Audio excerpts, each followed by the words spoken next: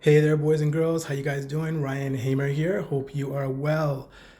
Please feel free to like, share, and subscribe to my channel. Today we are going to be talking about quick ways to improve your credit. I know it's New Year. In January, you guys have probably done a lot of spending over the Christmas holidays, and you're probably thinking to yourself, okay, look, it's New Year. I want better credit. What the heck can I do to change my situation? What can I do to change my circumstance? Well, first and foremost, I always say it's change your attitude, change your vibe, change the way you look at money, change your relationship with money, understand what your money story is.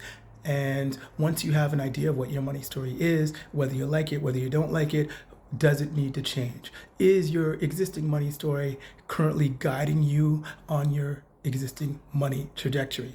Now with that said, quick ways to tackle improving your credit. Some of you don't even know what your credit score is. Some of you don't even know what you have on your credit bureau score. So what you need to do is pull up your credit, whether it's through Borrowell, whether it's through Credit Karma, or whatever credit pulling services that you have that will allow you to tackle your credit or look at your credit for free. Or you can go to the big boys, Experian, you can go to Equifax or TransUnion, some of which you have to pay for. I believe Equifax now doesn't charge you, so that's really interesting. At any rate, when you pull up your credit, you got to see what's there. They changed the way the Equifax graphical user interface looks this year, so they did it actually late last year. So now when you log in, you'll see it looks different. So when you log in, you're going to want to look to see what inquiries you have. You want to see if any, and that just means if anybody has looked at your profile with or without your permission. So if it's somebody that's looked at your profile without permission, then that's something that you can challenge. It could be a collection agency that's trying to find you, or it could be somebody that maybe got access to your information, and it could be an identity theft situation. So you got to be careful with that. Then once you've sorted through that, then you want to make sure that your information is correct. So your name, your address, your employer, your phone number, all that stuff, whatever information about you is there, make sure that it's current, make sure that it's accurate, make sure it's up to date.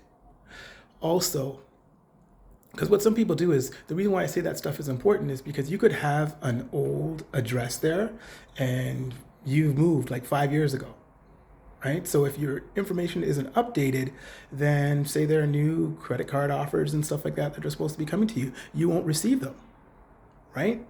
And also when you go to different lenders and stuff, they want to see that you've been in the same position, the same place for an extended period of time. They want to make sure that you are not bouncing around and moving around from place to place to place to place. Now, if you have to do that, there's nothing wrong with that. I mean, sometimes things happen, but they want to know that you have stability. Just like with a job. If you go to a job and you're at that job for only a month, or 2 months, or 3 months, or 6 months, it looks like you jump around from job to job, so you don't have stable income coming in. All right, so you want to keep that in mind as well. Then you also want to make sure that your name is spelled correctly. I know it sounds funny, but there are a lot of times, John Doe, Lisa Wilson, Terry Smith, common names like that.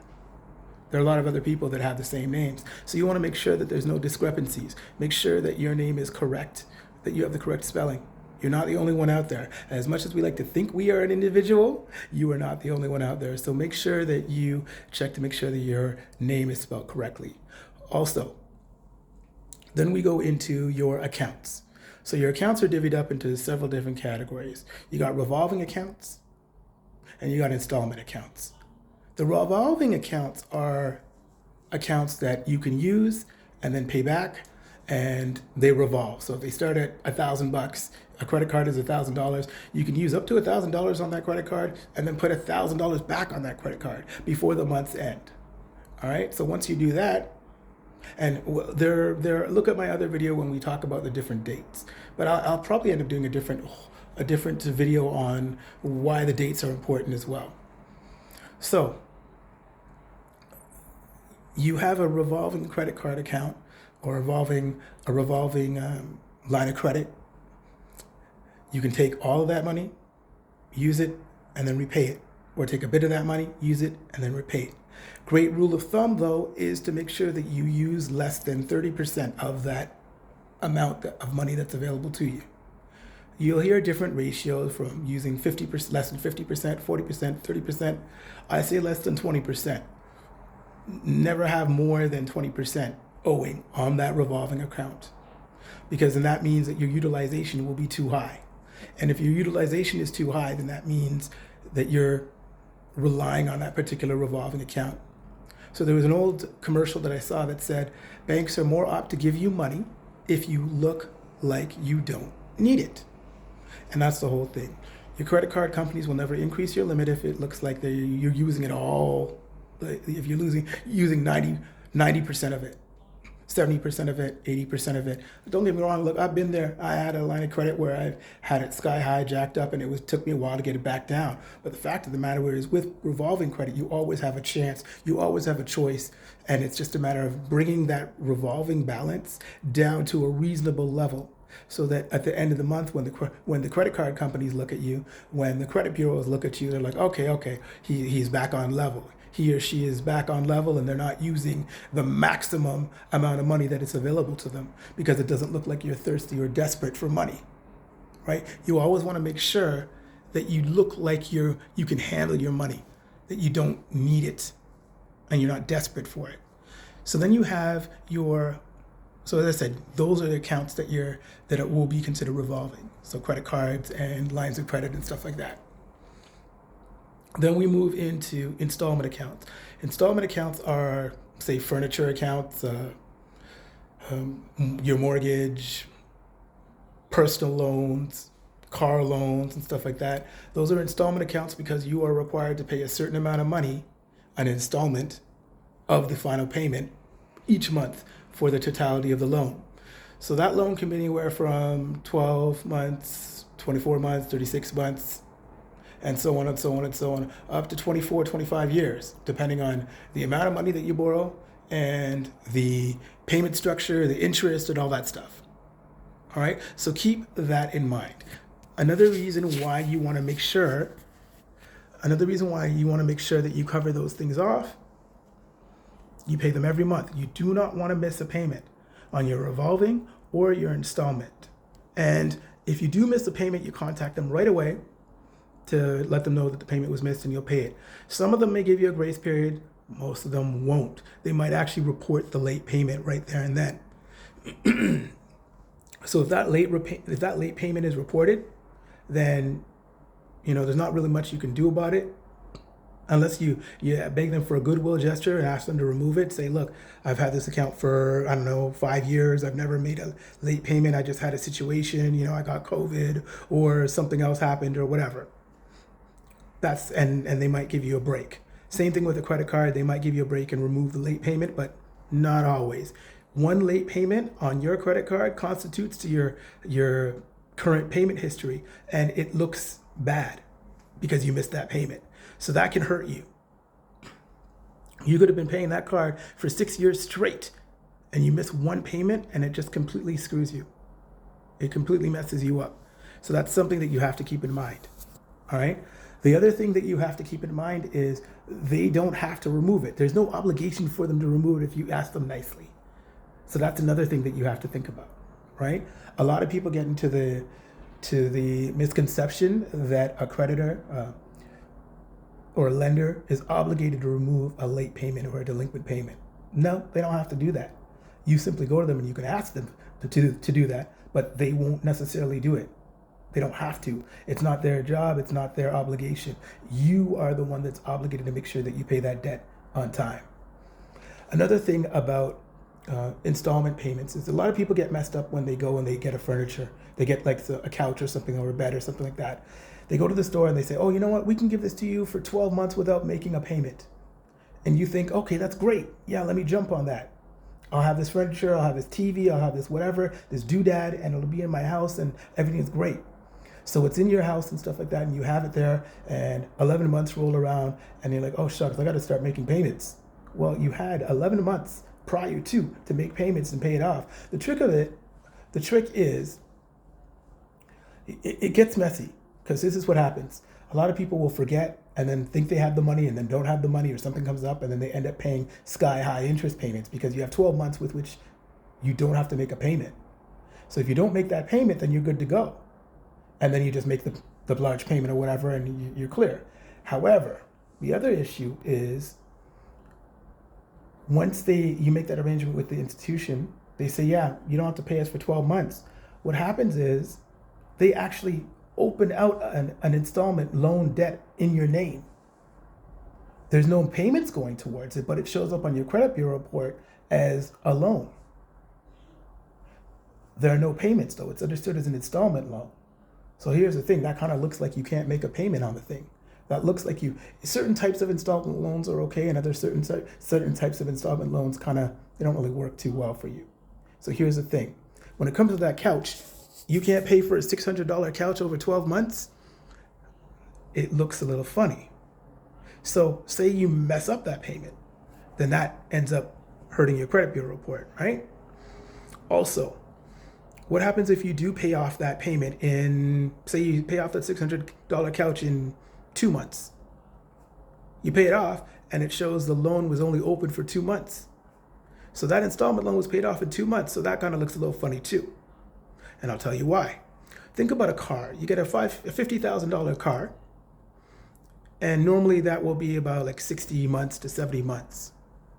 What happens if you go and you pay that car off in the 3rd month? Well, what's the point?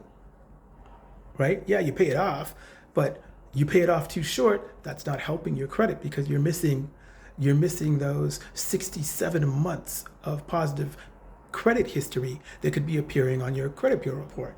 So it's a catch-22 when it comes to the debt, when it comes to the loan, when it comes to the installment loan.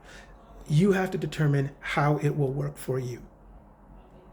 All right? Determine how long you have that loan open. Determine whether it makes sense to pay it off sooner or later, and it has to make sense. Okay?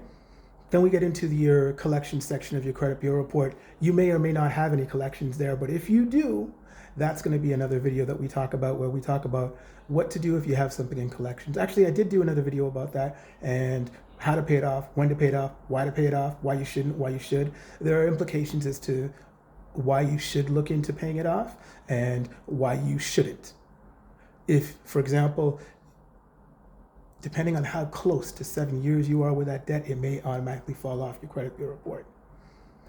If the creditor, when you contact them, is willing to take it off of your credit bureau report, if you make a payment, and that's called a pay for delete, if you actually make the arrangement with them and get it in writing and they say that they will do that, then that's something you should consider.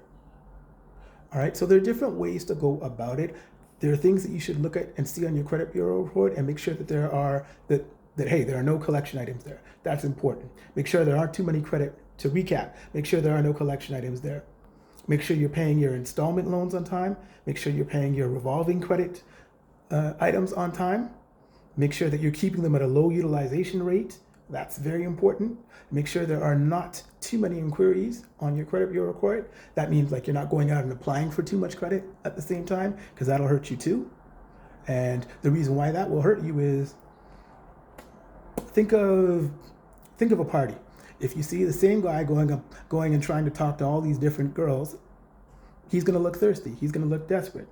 He's going to look hungry, too eager, right? And same thing if it's your girlfriend, it's the same thing. You're going to say the same thing to her, you're going to say the same thing to him. And so I say the same thing to you. If you're going to too many places or trying to apply for credit, they're going to look at you and they're going to pull up your credit bureau report and see that there were 10 attempts within the same week. That's going to look thirsty. You're going to look too hungry. So you don't want to go that route. Make sure that you're in the right space, in its place. Make sure that your credit score is at a decent amount. Now, we all start with 3 numbers. Could be high, could be low. All right? Could be high, could be low. You could be in the 400s. We know you got to work your way up to the 500s. You could be in the 500s. You got to work your way up to the 600s. You could be in the 600s and you got to work your way up to the 700s. You could be in the 700s and got to work your way up to the 800s. Everyone starts somewhere. Don't beat yourself up over it. Forgive yourself for not being the person that you needed to be in the moment when you had this happen to you. Everyone's got a story. Everyone's got an issue. Everyone has a breakup or somebody who messed up their credit, or maybe they made mistakes. We were all young once. But the problem now, not the problem rather, you are in the driver's seat right now. The choice is yours, and it's taking action. You're taking action by listening to this video. You're taking action by taking notes from this video. You're taking actions by asking questions about this from this video. You know, maybe there's something I mentioned that piqued your curiosity or your interest, and you throw a question out there. Maybe you share this video with somebody else who you know who needs to learn a little bit more about credit. All right? Feel free to like, share, respond, comment, whatever you got to do. Don't give up on yourself. And credit is fixable. Credit is changeable. All right? Credit is changeable. Think of it like a Nerf ball. Now you have a Nerf ball, you squeeze that ball real tight, and it doesn't stay in the same position. You can bend it, you can twist it, you can break it, you can do all sorts of stuff with it. The point is, it's not just stuck in that certain position. You are not stuck in your existing position. It can change, you can change, the three numbers can change, your situation can change. Trust me, we have all been there. All right? Take a moment, rewatch this video, ask whatever questions you want to ask. If you learned something, excellent. If you want to learn something more, then feel free to give me some suggestions on what I can do other videos for you about, okay? And I mentioned this in the other video, but I'm just gonna throw it out again in this because I told you guys about keeping your credit card utilization low. There are dates that you have to worry about within your credit card, okay? So you're gonna hear about the statement date. You're gonna hear about the due date, all right? And you're gonna hear about, here's the thing. The due date is when you have to make sure that you make the payment by. So if they tell you the due date is the 20th, make sure that you've made the payment by the 17th. Always pay your credit card 3 days before the due date. Make sure you pay your credit card 3 days before the due date. Trust me. So once you do that, the payment is made. But then there is also a statement date. So that statement date is when they actually generate a statement, and whatever is on that statement is then reported to the credit bureaus. So a lot of people make the mistake of adhering to the due date, but they completely forget about the statement date, and they start spending wildly in their credit card because they think they made the payment and that they're good. No. What you do is you wait. Wait until the statement date. Once the statement date is posted and printed, then you can go ahead. So the due date is when you 3 days before the due date, make a payment to your credit card. Then that money posts. All right, then there's a posting date. But it doesn't matter. You're just not using your credit card. You wait until they tell you this new statement is up. Once the new statement is up, then you're good to go. Because that's what's there in black and white. That's what's going to be reported to the banks. That's what's going to be reported to the credit bureaus, and then you're good to go. And then, to put a note in your phone, put a note on your calendar so you're aware of these specific dates and why they are important. All right? That's one to grow on. Your line of credit. Make sure your line of credit is always below the maximum. And we always try to say 20 to 30% below the maximum, not 50 or over 100, because what happens is you got a statement date on your line of credit as well. Statement date is, and the statement date is really the due date. So the due date comes to tell you got to have the money by the 1st or whatever, right?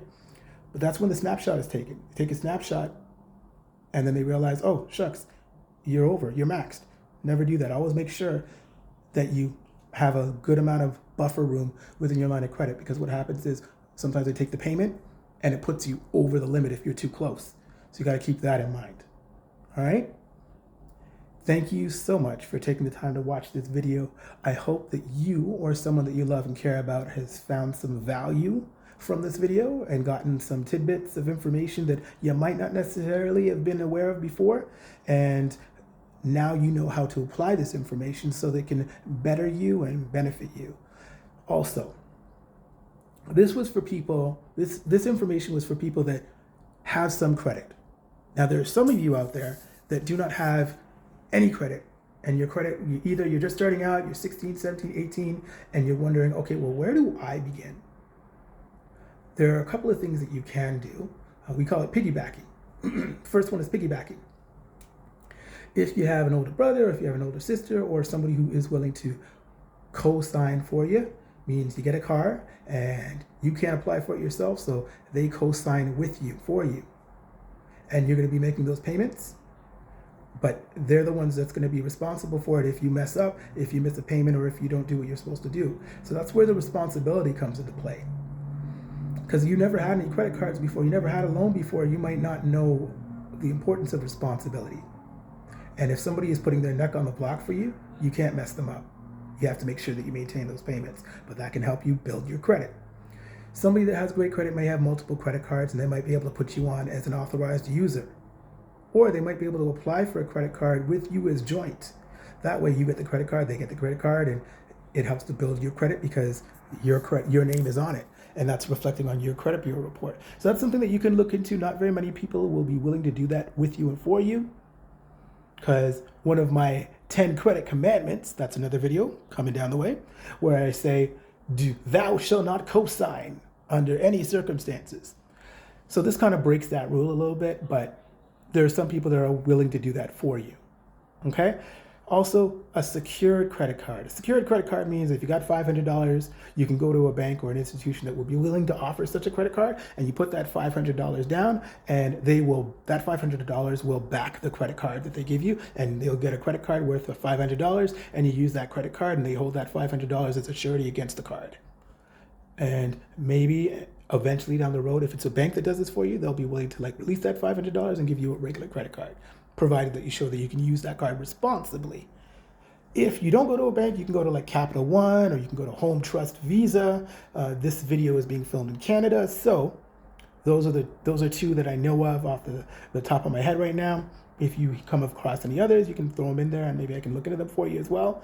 But yeah, so those are some things that you can do to instantly start establishing your credit from day one. Those of you who've come out of bankruptcy, unfortunately, you don't know where to begin, you don't know how, you might be able to start with a secured credit card or another institution that will provide you with a credit card without as much stress. So hopefully this information is an information overload for you. I know it's a lot. Feel free to watch this video as many times as you can to grasp the concepts, as well as share it with a friend, share it with a loved one, anyone you know or don't know or whatever, if you want to learn more about how to improve your credit. Thanks for watching. My name is Ryan Hamer, and please feel free to subscribe. And if you want to know more about credit, keep checking my channel. Have a good one.